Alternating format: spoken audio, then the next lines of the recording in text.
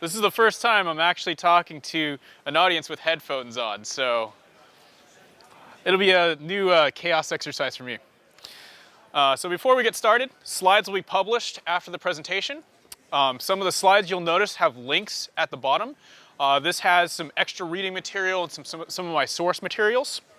And from what I've been told, videos will be made available after on the conference page. So before we get started, I'm taking a poll. How many people are developers? All right. How many people are managers? All right, where are my managers at? Good. How about product managers? Awesome, awesome. All right, last question. How many people use AWS? All right. It's a good picture of the cloud market, actually. So this talk is about some of the lessons I've learned in my time at Netflix. I joined Netflix in 2010 as a software developer focused on resilience. And I worked on a team called playback services. And so the way that you could tell what we did was if you pressed play, it interacted with a whole set of microservices. I was responsible for those set. Later on, I got promoted to engineering manager. And I led the team that I was originally hired into. And actually, in my full time at Netflix, I actually built and led 5 different teams. So definitely had a breadth of experience, and this is, a lot of times you hear about chaos engineering, but there's actually 5 other teams as well. And so this is a combination of the lessons I've learned from chaos engineering, but also even owning services as well. Today, I'm at Twilio, and I lead Insight Engineering. And so I'm also going to talk about how I think about adapting what I've learned from Netflix and chaos engineering and into Twilio. So, why are we here? It's because failure happens. And not only does failure happen, a quote from Werner Vogels, who's the CTO of Amazon Web Services, said, "Everything fails all the time." This was a quote in an interview he did with The Next Web in 2008. You see, hardware fails, software has bugs, there's natural disasters, humans even make mistakes. And so, everything fails all the time. No talk about chaos would be complete without talking about Chaos Monkey. Chaos Monkey was actually created by a really, really good friend of mine. It was created by one of the original Netflix cloud architects named Greg Orzel. I actually went to high school with Greg, and Greg was the entire reason I even joined Netflix in the first place. We were kind of like living our high school dreams and getting to like work in the valley together. And so, I'm going to tell you a story about how Chaos Monkey actually paid off. So there's a case study. How many of you remember in 2014, September, there was an AWS EC2 issue that required a reboot of 10% of EC2? Good. Longtime AWS customers. And so what this was there was a security vulnerability at the Zen hypervisor level. And that patch required 10% of EC2 to get rebooted. And so Chaos Monkey came in really handy because this is essentially what Chaos Monkey does, but on a like dialed up sense. And so what we found, we had, I'm going to take Cassandra for example, because I think databases are some of the hardest things to actually run Chaos Monkey on because it's stateful, right? Stateless servers, you can usually start there. That's a good place to start. But when you actually have to rebuild state, that's very difficult because you have to have all the automation hooks to rebuild state and put it in, very well. So at the time, there was 2,700 Cassandra nodes.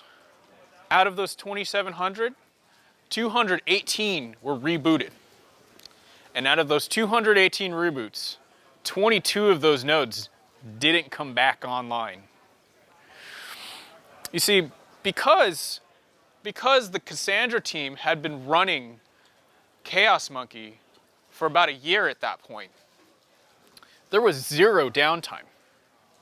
Zero downtime, very little human intervention because the team was forced to automate their way through node replacement of Cassandra nodes. And so Chaos Monkey was that forcing function, right? And so in a lot of ways, this validated chaos. It validated why we do this, right? We do it for days like this, right? And so the other thing I want to mention that this validated was this actually validated the cloud. Now you might think like, oh, like this was, if I was running on-prem, I might not have had this issue.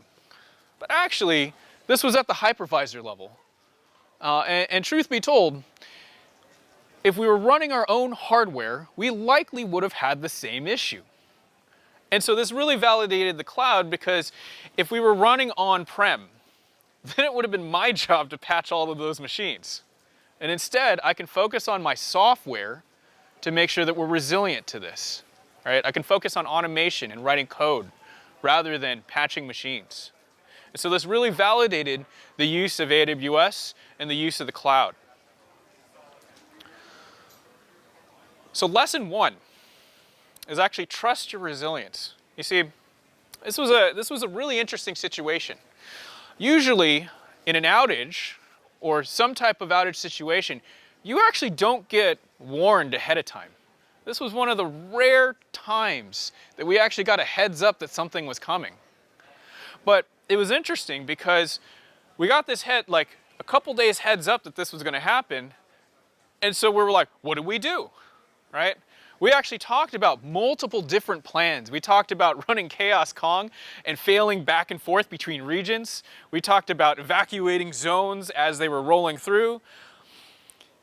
And after a lot of talk and after a lot of testing and acknowledging that, hey, we're actually running Chaos Monkey. Like this is really just like Chaos Monkey times 10. Like we should be able to handle this. We actually decided not to do anything. Now, the interesting thing is if we had decided to move traffic back and forth multiple times between regions, the result might have actually been different. We might have actually had downtime because of that. And so this was a lesson to understand what failure is and what's going to happen, and trust your resilience when you've invested in it. So the next topic I'm going to talk about is a lot more about distributed systems, okay? The title is Slow is Hard. So not only do instances fail, right? There are a number of reasons why you can have varying latency in a system. Wherever you have a network boundary, you can have latency. In a distributed system, it's critical to contain both errors and latency as much as possible. Oftentimes, this is referred to as failure isolation. And so, when service D either goes down or is latent, due to a number of reasons, like it could be a bad deployment, like bad performance, it could be an under-provisioned resource, it could even be load spikes, or even, your partial and full network partition. Ideally, it's contained, and service A, B, and C handle this well, right? It's contained, the site's still up, and like for the most part, your users really don't notice because you have good graceful degradation. So before we go on, I want to go a little bit deeper and explain why this is. And so in distributed systems, you often have queues in a lot of places. And so queues are a very important part about distributed systems, right? This is very normal. It's a very good practice to put queues in front of things, right? The problem is when those queues are unbounded. And unbounded queues or unbounded resources are really, really hard problem to detect, and a really, really hard problem to once you find them and hit them, they're really, really difficult to actually recover your service at that point. And so queues, like I said, are a very normal aspect of distributed systems. And so if you look very, very closely at your traffic, nothing is ever like a constant level of traffic. When you look closely enough, you have traffic that comes in and that comes out, and like there's like variations in your traffic, right? And so on a normal day, a normal behavior, right? You have your queue, it fills up, it gets wider, and then you process it. You process a lot of requests, and it goes down. It gets wider, it goes down, right? When things get slow, then the queue starts growing, but your site still might work and might be fine. So your queue now no longer goes like this, your queue goes like this, and it gets wider, right? And so eventually, your unbound queue will eventually slam in to the bounds of your computing system, whether it's memory, whether it's disk. Like, basically, unbound queues are actually bound. They're bound by the underlying infrastructure that you were deployed upon, no matter what cloud provider you're on, no matter how much infinite compute you think you have. Like, Elastic is not infinite, okay? You have limits on your accounts, but whatever provider you have a limit to the amount of hardware that you've deployed on-prem, right? There is a limit somewhere. And so as you slam into that bounds, it is unpredictable what will happen. And so the best practice is to actually bound your queues in your code. And so part of this is understand when you hit that limitation and then fast fail, right? Like, don't go beyond that. Don't control your destiny when that happens, right? And so you want to bound your queues, and you want to, like, and in some cases, you never want to block, okay? And so I'm going to talk about a common situation. I see this happen everywhere. When you're fascinated with failure like I am, like I actually read all those like documents called like reason for outages that like SaaS providers like give you, and a lot of companies like either publish online publicly. I actually read in depth a lot of these RFOs. And so what I've seen is this happens almost everywhere. And so let's say you start with an in-memory queue, right? And your in-memory queue grows and it shrinks. And then you're like, okay, I gotta fix the problem. Let me page to disk. And then you're fine for like months. And then it gets bad enough and you run out of disk also, right? So handle it in your code and don't block. Slow is hard. So when A, B, and C don't handle this, then you have a cascading failure. And that runs into your API, and then this is a site-wide outage. So Netflix's first iteration was Latency Monkey. And Latency Monkey was a first attempt at latency injection. But it was actually too dangerous. It actually did a lot of damage. And so this actually hurt Netflix. It caused some outages, like some big outages, and it also, it actually set Netflix behind from a culture perspective as well. So what happened was, you would say, Latency Monkey would say, pick D and introduce latency everywhere. And so the odds were A, B, or C wouldn't handle it well, and then you would have an outage. And remember, it's not just A, B, and C. Like, there are services that actually had 100 different dependencies, right? So fast forward, there was a framework called FIT that was developed by an engineer named Colton Andrus. And it was latency testing 2.0. And so what you could do was isolate it. So you could say A to D, but nothing else. And so this allowed you to test the individual places like first, before you go through everything. This also had the scoping down to the account level. And so developers could actually go log into my account and like test the fallback functionally to see if it would actually work.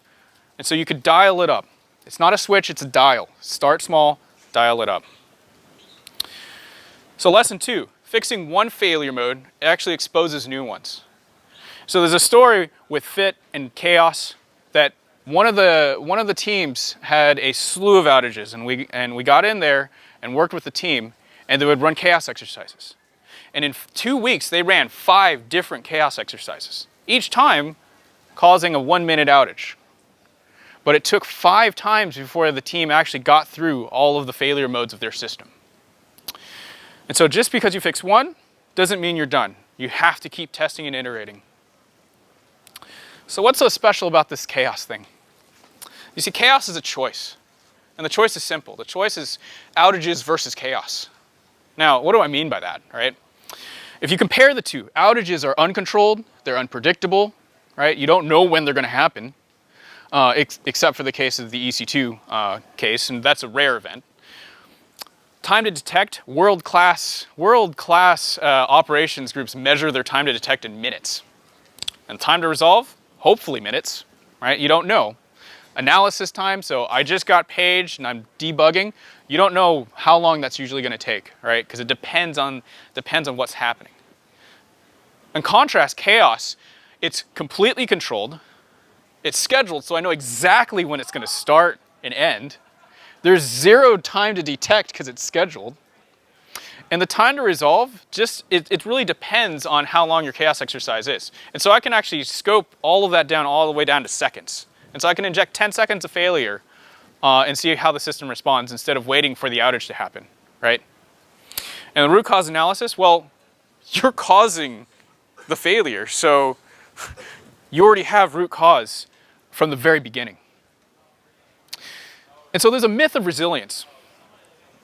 That myth is, if it ain't broke, don't fix it. You've all heard this quote, and I had to look this one up, and I thought it was fascinating. This quote comes from a guy named Bert Lance, and he was actually an American businessman under Jimmy Carter. And he said this quote in a magazine called National Business in 1977. So how is it that this American businessman has influenced the way that we treat our systems nearly 40 years later? The internet wasn't around in 1977, right? Computers were barely around in 1977. And so this is a myth that we buy into, that if it ain't broke, don't fix it. We buy into that. And so I mentioned Latency Monkey was a little bit destructive. And it was so destructive, in fact, that Netflix actually made the decision to stop chaos altogether at that point. And the net result that year was that year had the lowest availability. It actually lowered the availability year over year in aggregate. And so lesson 3 is the culture aspects of chaos are hard. They're really hard. And when you think about why they're hard, there's the myth that if it ain't broke, don't fix it. There's the oversimplifications of our systems, right? And there's also misaligned incentives. I did a little bit of consulting in between Netflix and Twilio, and it was really fascinating. I talked to some operations teams, and they're like, well, I don't want to do that. My bonus is coming in 3 weeks. I was like, wait. Why do you get your bonus? Well, I get my bonus based on the availability of the system. You see, if we hit 5 nines, I get a bigger bonus than if I had 4 nines, right? And so in a lot of places, we are actually incentivizing people not to do this, right? And so if you knew that your bonus was coming in 3 weeks, you won't do it, and you definitely won't let your teammate do it, right? So I wrote some blog posts about chaos engineering, and Read-Write Web did a really nice follow-up article, and they wrote, Netflix's chaos engineering should be mandatory everywhere.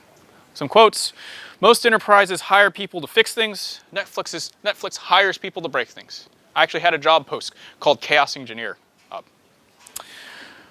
And we should embrace Netflix's culture of chaos engineering throughout organizations of all shapes and sizes. And so that brings me to Twilio. Twilio is a very, very different company than Netflix, right? When Netflix is down, you resort to different forms of entertainment. HBO, going outside, reading books, you know. But when Twilio's down, our customers are down. Your call centers go down. Like, Twilio needs to be up all the time. And it's also real-time communication. Real-time communication happens in milliseconds, right? And so it's a different product, It's a different culture. And so what does it look like? I came in and I'm like, what does it look like to adapt chaos engineering to Twilio? And so I'm going to walk through where we're at and where we're going. We have a saying at Twilio, and that is seek progress over perfection, okay? And this is actually one of our leadership principles that we talk about all the time at Twilio. And I think it's great because it's like you don't need the perfect solution. This is about Agile. Get started today. And so we did. We have got started. You don't need fancy frameworks. You don't need Fit. There's a command called IP tables that you can use if you know how to use it. I thought about giving you the command and how to do this, but I was like, actually, you should go look it up yourself, understand what it does, understand how to control it, right? And that's one way to actually introduce chaos in your system. And you talk about Chaos Monkey. You don't need Chaos Monkey to terminate an instance. Like, you can do that very easily, right? And so the reality is it took years for Netflix to get to where it's at. And so recognize that you don't just take out your region, overnight, right? It takes you time to build your resilience and get there. So what are we doing? Game days. We actually do game days. See, Netflix has one product that they are optimizing in all their dimensions as much as they possibly can, and everything is focused on one single product. Twilio is a company that has multiple products. We are launching new product lines every year, right? And we are also expanding our organization very, very quickly. And so game days are very, very beneficial to us. It helps us train new engineers for on-call. It helps us discover instrumentation gaps, right? Helps us, like when we launch new products, there's no production yet, right? So we might as well run a game day and train the team. And it gets people acquainted with incident management principles. So, what does it look like? We usually do two on-call teams, so they compete against each other. There's two separate Slack channels. They're in two separate conference rooms. You have this role called the Master of Disaster, right? The Master of Disaster understands how the system is instrumented, understands all the places it can fail, and that person is in charge of causing the failure in the system. And usually we do this in stage. And then you also have an incident commander, because you want to keep pressure on the team, right? How do you communicate under pressure? So, in the future, we haven't done this yet, but in the keynote, Jeff talked about our test bot framework. And we use this very extensively. It's deployed in all teams. Every product has these already, right?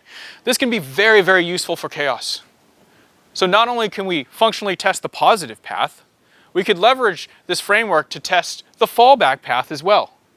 And now if we scope it to only test bots get the fallback path, we can detect if that fallback path works or not without affecting a single customer, right?